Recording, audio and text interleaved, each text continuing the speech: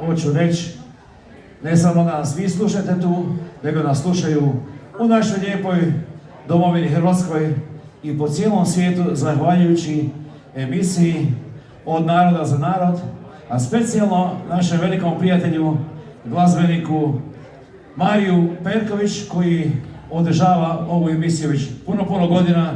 Želimo mu sve najbolje i naravno bit ćemo njegova podrška dok trajemo. Našeg jednog velikog pjevača, muzičara, kolege, prijatelja, pravog čovjeka koji slavi 50 godina pjevanja. To je skoro više nek sam ja stavio. A to je Ivica Hajsan za vas i uz vas večeras. Evo ga. Ako je Ivica spreman, čestitam Ivice. Ako je spreman